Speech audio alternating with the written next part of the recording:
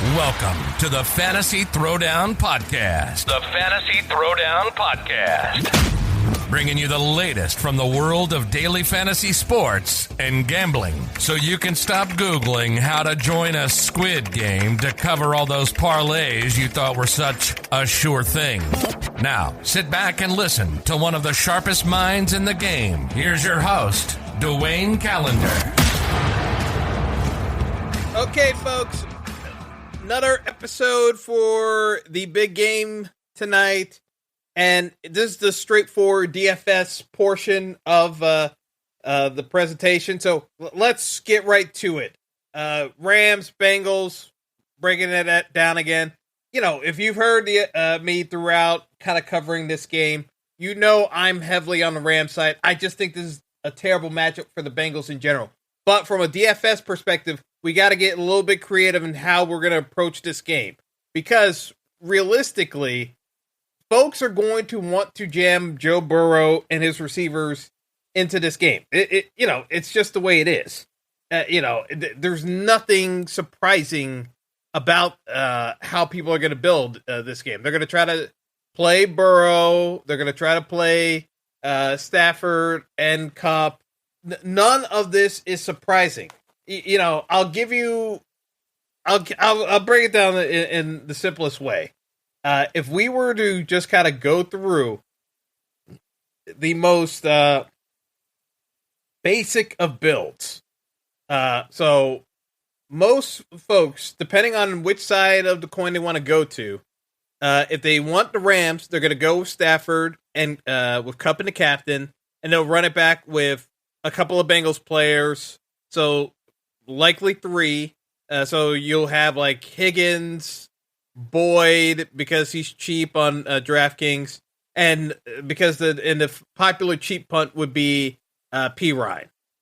And I won't give out the full lineup because you can't do that, but like that's typical. And you have an idea who the running back's going to be, but like that's really typical.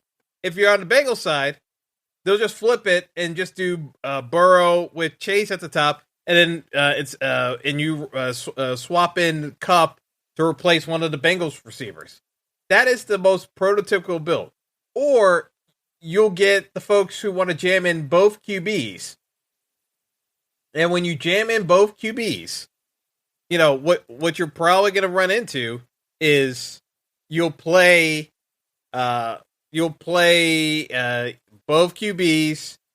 You likely will still, because you won't have money for both Chase and Kupp, but most people will just play Kupp and the captain, and then they'll try to punt with like P. Ryan, and try to get creative that way, and then find the money for like a Darrell Henderson or a Skowronet, like, they will try different ways of getting around to it, but like that's another way folks are going to go. And they'll just like make themselves, it's like a close game, so you want both action on both sides. And I'm just saying, I just don't see it. I don't see it. I think the Bengals have enough difficulty trying to move the ball that I have no issue betting on Burrow throwing a ton of pass attempts. I just don't think they're going to be effective. And the Bengals were number one in yards per attempt, but again, the defenses that they're going up against, they aren't the Rams defense. And I'm not saying the Rams defense is world beaters, but what the Bengals are looking to do, they usually do it against blitz happy teams. The Ravens are blitz happy. The Steelers are blitz happy. The Browns like the blitz as well, and have a terrible secondary. Like all the teams that they go up against, like the Steelers were the best secondary they faced in their own division, and the Steelers secondary was bottom half of the league. Like, again, I'm not trying to bash the Bengals. Had a great year. They executed to the best of their abilities, but what I'm saying is the matchups they've had were very favorable to what they want to do. And of course, everyone wants to talk about the Chiefs game, but I told you the reason why they had a chance in the Chiefs game is because the Chiefs can't help themselves. They are always going to want to blitz. So it's just one of those things where, I'm just going to tell you plain like what I truly believe is going to be the case. And I just look at this game and I just see a very tough time for the Bengals. Now, here's what I'm going to tell you that I think where you can make this work in a different way is the fact that because we know this is not the optimal situation in certain regards, but I think a very reasonable take on this game, a very reasonable take. If we just look at this in general, I think the Bengals' best hope is their defense causes turnovers for Matt Stafford and keeps them in the game. So if you want to go with a Bengals script of the Bengals keep it close, I think from a DFS perspective, you have to keep the Bengals defense in your player build above the other players. I think the Bengals defense has to be in there. I know McPherson, people would use that as the cheap play for the Bengals side or P. Ryan. And don't get me wrong, I'm still going to have McPherson in my player pool.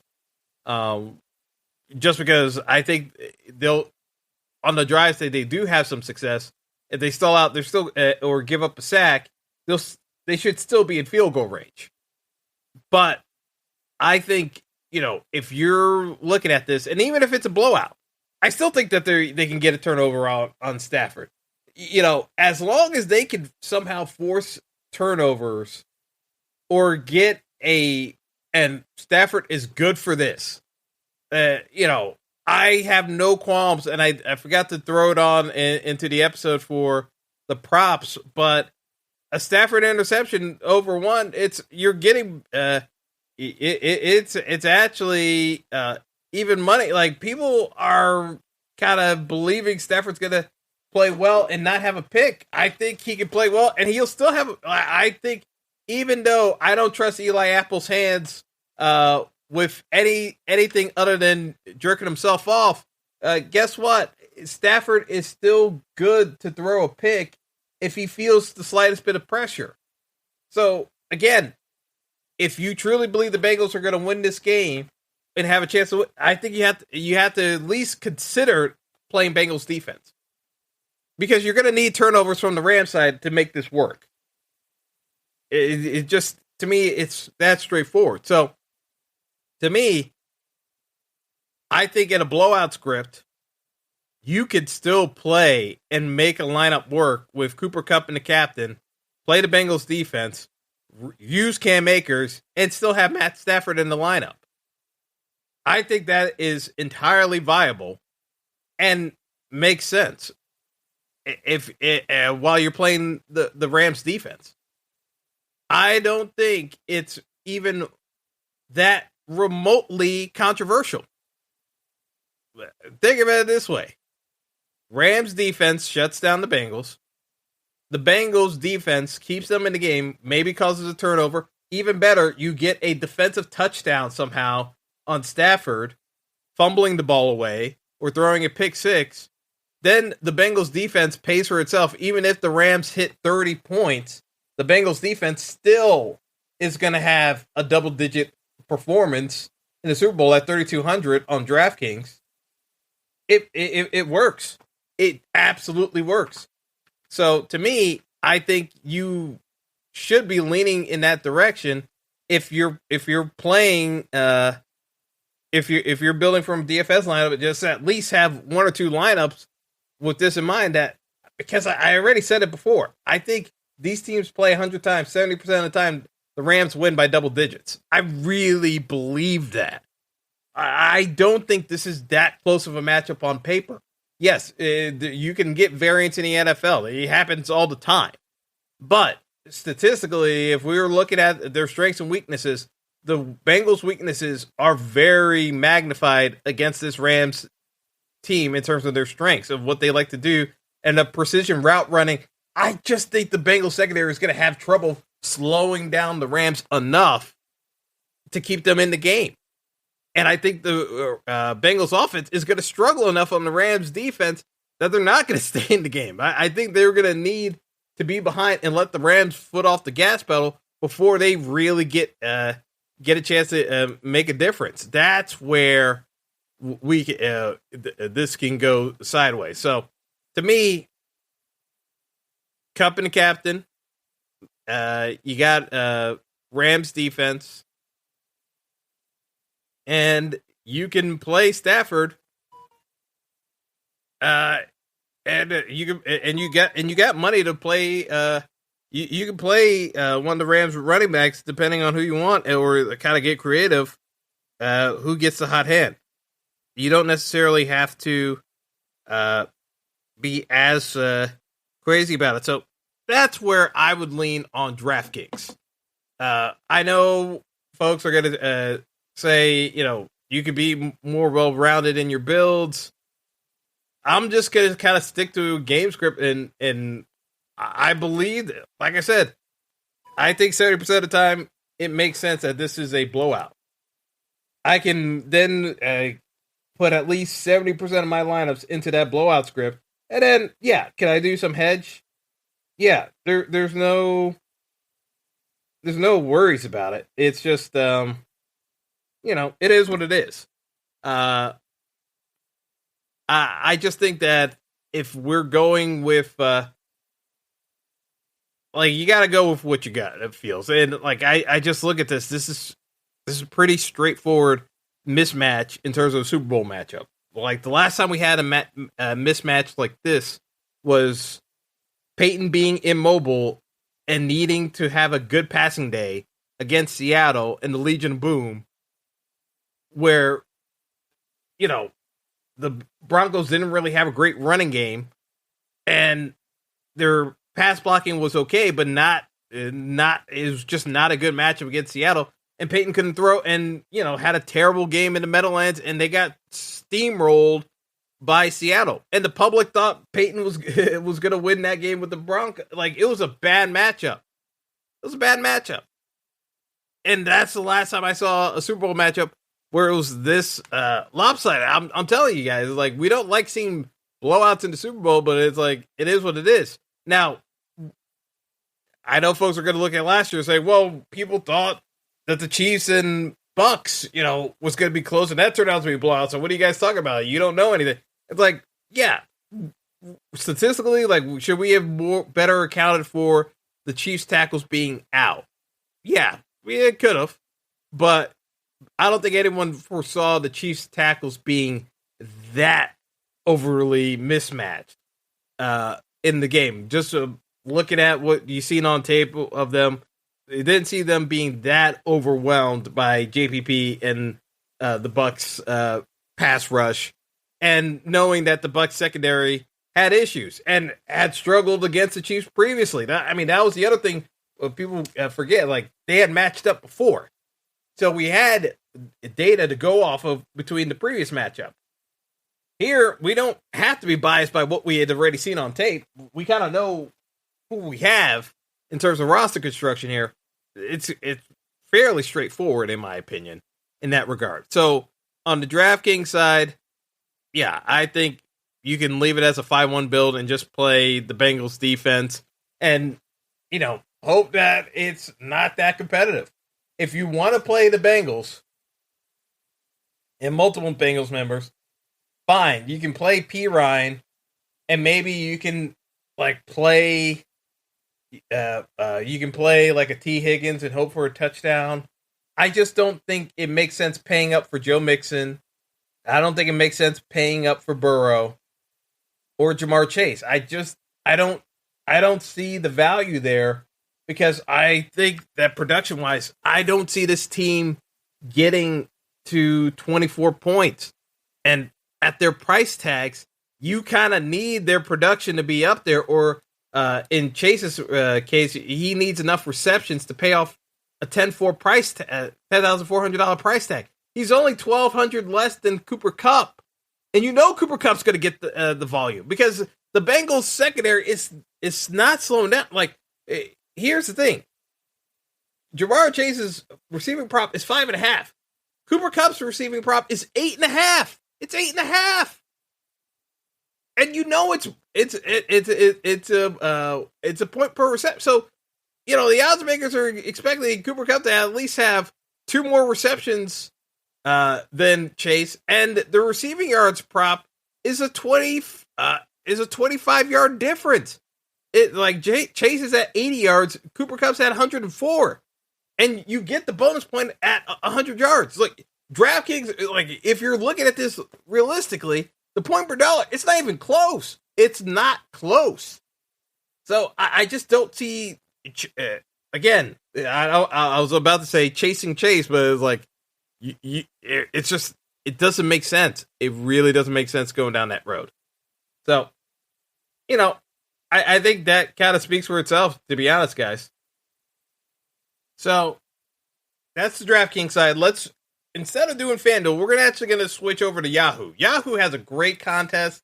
It is not filling. I will be loading up big time on this. I'll be loading up on this contest probably more than FanDuel, but we'll see. We'll see. But Yahoo's main contest has $1 million prize pool, and there looks to be quite a bit of overlay because, like I said, it doesn't seem to be filling that much. I really think this is going to be an interesting case when we kind of go through all of these scenarios. So again, it's going to be very chalky what folks try to do by keeping it even. I just look at this and just say, play Bengals defense, play the Rams defense, and then you can build out the roster and you'll be different enough. Yes, you're not going to use all the salary, but honestly, when you only have 5 spots, there's only so many different ways you can deviate from other players. So yeah, you're going to be focused more on the passing game than the run game necessarily. But I just think there's easier ways to do it in that fashion. So I just think realistically, there's no need to go that crazy with the builds. I think, either Stafford in the captain, or Yahoo calls it superstar, but Stafford or Kupp. Again, salary doesn't change in that captain spot. It's only on DraftKings, and then play the defenses. Because again, you're looking at this, and I'm just saying, I think more often than not, you're just going to get a blowout, and you're just not going to see that much deviation. And yeah, you could play Burrow. Burrow could scramble and get some rushing yards or like a passing touchdown to one random person. Yeah, Burrow could get there in a way. I'm not saying no. He can definitely get there in a particular script. There's nothing saying he can't, but it's just a much harder way to get there. I don't necessarily see it working out in that fashion. So to me, paying up for Burrow, I just don't see it. I don't see. You're going to have the salary to do it, and I'm sure people will do it. I just don't see a ton of value going in that route. I think limiting yourself to one Bengals player on Yahoo and just have that be the Bengals defense is a good way to get different enough and, see how it pans out. I don't see a ton of value going in other directions. Yeah, you could because the thing is, again, when it's half point reception, you need a touchdown. So you're basically hoping that someone gets in the end zone, and maybe Mixon can get in the end zone once, during the game, but it's just kind of hard. It's kind of a hard sell. And, I have a tough time seeing it. I do have a tough time seeing it. But, yeah, I think, not limiting yourself in terms of the construction definitely helps. But, if you think Jamar Chase gets one big play, yeah, you can play. You can play for the one big Jamar Chase play and some yardage, and you could still play Stafford and Cup together and put together a script. It's doable. There's nothing wrong. It's doable. It's just I don't see it being. I just don't see it being a lock button play. I just think you play you play for a build. You got Rams offense being productive enough. You got the Rams defense shutting things down. And you just kind of work around it with just your one Bengals player, and you got to go from there. So, to me, that's where I think things stand with Yahoo. The last place I'll go is FanDuel. And the reason why I say FanDuel for last is this is where you're just going to have to make your choice as to how you want to play this out. And I look at this as still a blowout script. But because of FanDuel not having the defenses available, you have to play Bengals players. And so for me, if I'm stuck playing Bengals players from a DFS perspective, and I think it's going to be a blowout, I want to go with the guys I believe would be getting the blowout script. And that would be Samaje Perine. And getting the dump offs underneath and you go with maybe T. Higgins. That to me makes the most sense in terms of the builds. Because when you go in that direction, you're going to leave yourself with better flexibility than some of these other routes. It's just there's not much. So on Yahoo, so if you go that route and you've got you got Cup, you got Stafford, you can play the Rams defense. You can get and you could still get T. Higgins in there. Or if you really want to go cheap, you can get you can get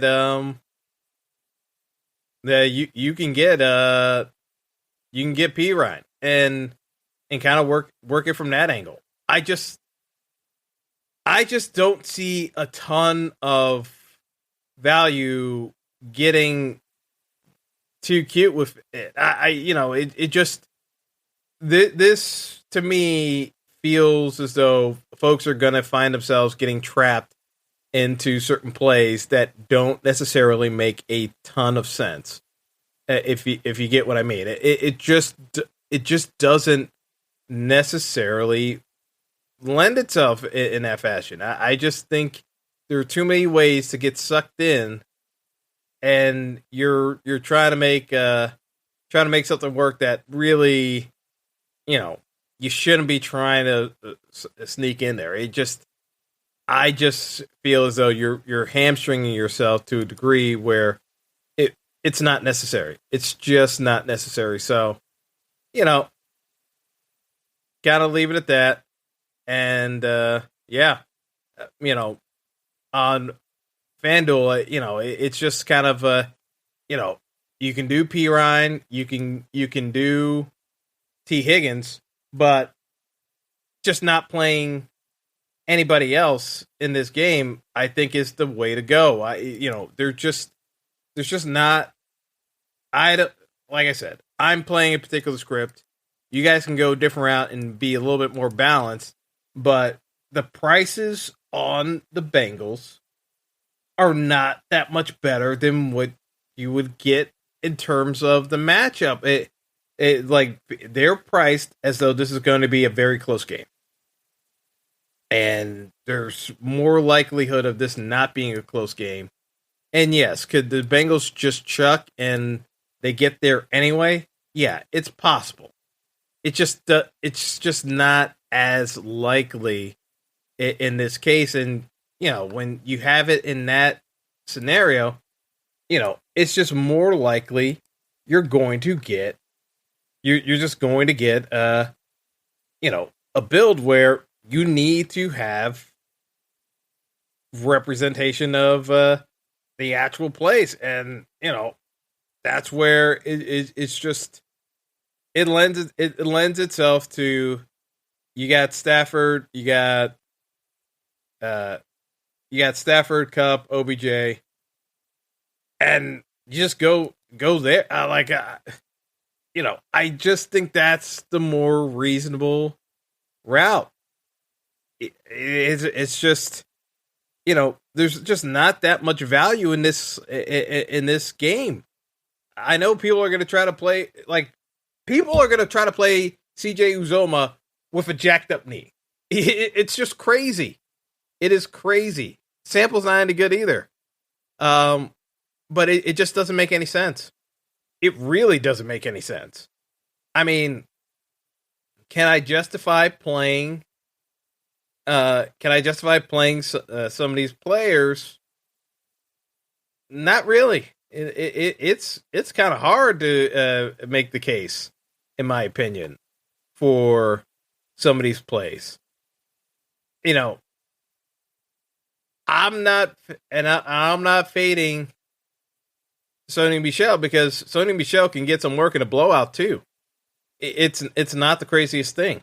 So I don't necessarily look at this as a floor game. As I just think there are too many ways where this can go sideways, and there's just nothing snowball wise that the Bengals can do that makes it work for them. I think P. Ryan is the cheap punt on FanDuel, in my opinion, and then you just play Stafford the pass game, and you still have a running back spot you can do, and that'll probably be my main build on FanDuel. But I just have a hard time playing some of these other plays. It's just numbers wise, it just does not add up. Trying to make it work, I don't see it. I don't see it. I think it's a big risk on FanDuel trying to play two Bengals tonight. I just don't think I don't see how this game's close enough. And even P. Ryan's not cheap on FanDuel. That's the other issue is the P. Ryan's not cheap. It's more like you're hoping T. Higgins has a decent enough game. It's like I said, the FanDuel pricing is the worst of them all, and you can't get away with playing a defense and taking advantage of maybe Stafford screwing up once or twice to make the defense viable. So it's not the easiest build on FanDuel, in my opinion. I think that's the toughest build, but it's just it's the way to go. To me, I think the blowout script is very much in play here. It's the most likely scenario, in my opinion, that the Rams win by double digits. It's the most likely scenario, in my opinion. It's just the way it is. It's just how the matchup lines up, in my opinion. I just feel more often than not, and it's a greater than 50% chance this game ends up in a Rams blowout. It just makes it harder to back the Bengals in that scenario because the Rams are putting up points. So, if you're not getting the full point per reception, it's harder to back the Bengals wideouts, but you don't have great options to replace them with. The Mixon pricing is just not good. It's like he's really, really expensive. It's really expensive. It's just that simple. It's like it's really hard to make the price work. You almost have to punt you almost have to punt and go with like a Bryce Hopkins, because even Skowronek is priced up on FanDuel. It's not an easy build on FanDuel. FanDuel priced this so that they were forcing you to try to make this a closer game than I expected to be. So, again, that's all I got, folks. But hopefully you can take this information, make it work. Hopefully the script works out the way we want to be as profitable as possible. Obviously, that means the game won't be that great to watch. But, Super Bowl is about hanging out with friends and other stuff, not necessarily the game itself. So enjoy the commercials, the festivities, and great season overall in terms of entertainment, at least. And we'll get after it another time in another place. But that's all for now, folks, for technically this NFL season, DFS-wise. So thanks for listening throughout the season. And until next time, folks, have a good one. Thanks for listening to the Fantasy Throwdown Podcast. Be sure to like and subscribe to the show on Apple Podcasts, Google Podcasts, and all other major outlets.